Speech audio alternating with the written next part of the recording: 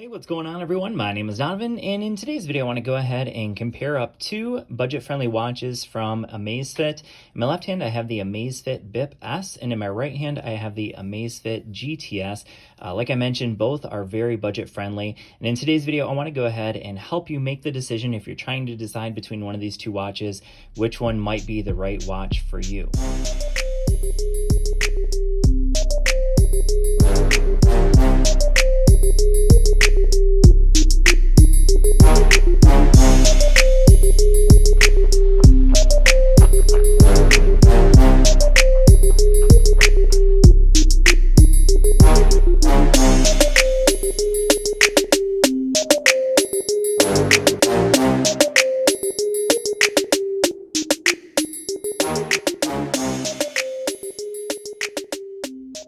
All right, so to start off this comparison, I want to go ahead and start with the most obvious differences, and the first one being obviously this display.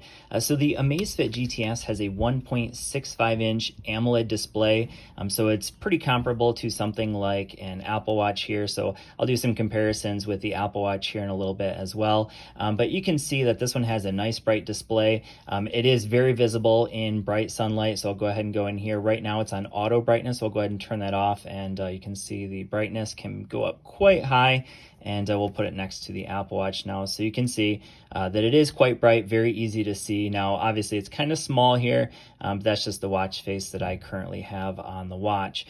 So in comparison, the Bip S has a 1.12-inch TFT display, so this one is very visible in direct sunlight. However, if that backlight's not on and you're in the dark, it is kind of hard to see, as you can see now, but as soon as you turn it into any kind of light, you can see it just fine. So in bright sunlight, it's very visible, but obviously quite small. So if you go into a workout, so let's say I want to go into a workout, and we'll go in here, and we'll go ahead and go into outdoor running. We're just going to pretend that we already started. So 3, 2, 1, and you can see what it looks like here when you're actually working out. So now let's go ahead and do the same thing over here on the Amazfit GTS. We'll go ahead and start a workout just so you can see the difference between the two when you're actually in a workout. So we're going to go ahead and just hit go. So there's the difference. Now obviously in direct sunlight, this one's very, very visible. But if you're at night, if you're running at night, you're going to have to go ahead and hit the button so the backlight turns on so you can see it a little bit easier. So there's just a quick comparison, but one thing you will notice is that they do show the same exact information. So they show the distance, the pace, the time, the heart rate. And if you scroll down, you can see actually this part they do show something a little bit different. So it says descending and ascending, and then average pace. This one shows average pace, cadence, and stride length. And then to finish a workout, this technically wasn't going to be part of the display part, they do the same thing. You hit the single button that they have, and you can go ahead and end it. So obviously we're not actually going to track that one. So that's the first most obvious difference. The second one is maybe not as obvious just by looking at them, and that is the price. So price-wise, the Amazfit GTS is currently at $150, which I think was the original price of the watch as well.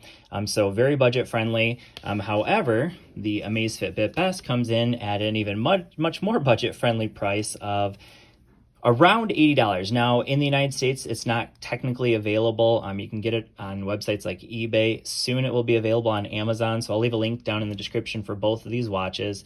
But it should be available soon, and my best guess is around $80 because that's what it's been going for other websites like in China, like gearbest.com, banggood.com. It goes for right around $80. So as far as the price goes, it's right around half the price of the Amazfit GTS. So if price is the consideration, then probably the Amazfit Bip S would be the way to go.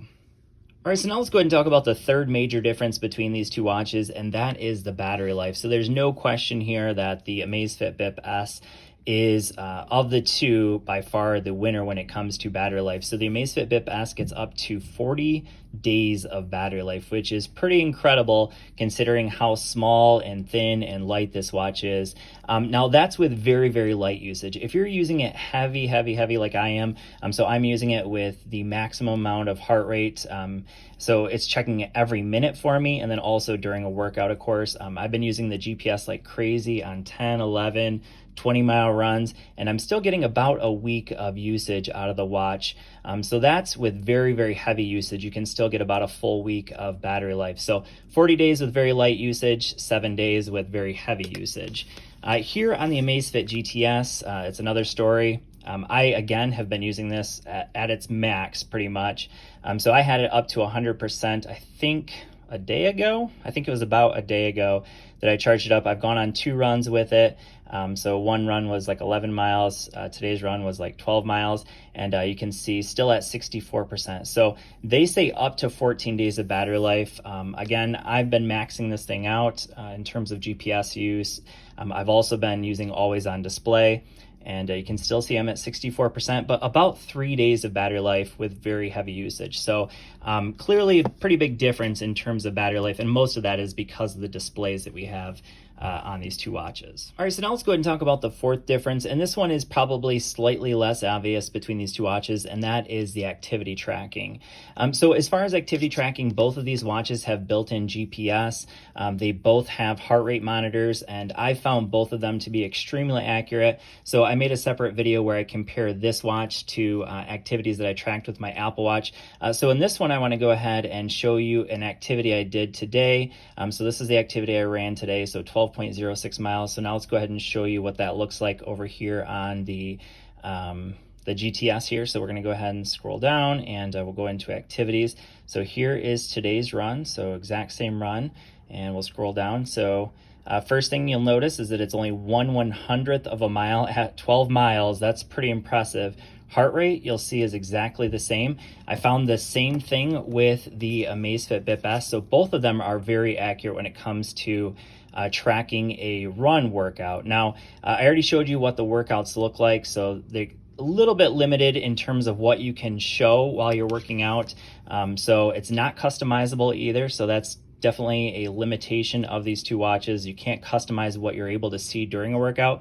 But let's go ahead and take a look at what kind of activities you can track. Okay, so with this one, we can track outdoor running, walking, cycling. Oops, I hit back.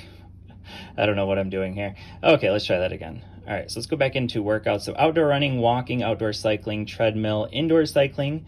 We have our ability to track in the water, elliptical, climbing, trail running, skiing, and then freestyle. So if you're like a weightlifter or if you're doing like HIIT style workouts, that would be the way to go with this watch. Now, let's go ahead and take a look at the Bip S. Now, there have been updates that I haven't received with this watch. So apparently you can track up to 10 different workouts with this, but you'll see that I don't have that option right now. So I have treadmill, outdoor running, cycling, walking, open water, and pool. So that's all I have.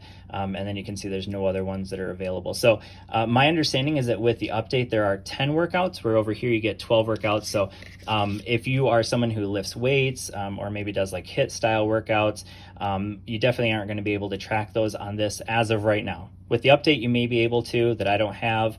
But so far I don't have that. But as far as the actual tracking of the workouts I've done so far, both of them have very good GPS, both have very good heart rate sensors. So far have been very accurate. All right, so now let's go ahead and talk about the last area of difference between these 2 watches, and that's how customizable they are. And let me just start off this conversation with the fact that neither of these watches are very customizable, but there's no question to me that the GTS does have a little bit more customization, making it the winner when it comes to these, when it comes to being able to customize them. So let's go ahead and take a look at what you can customize here.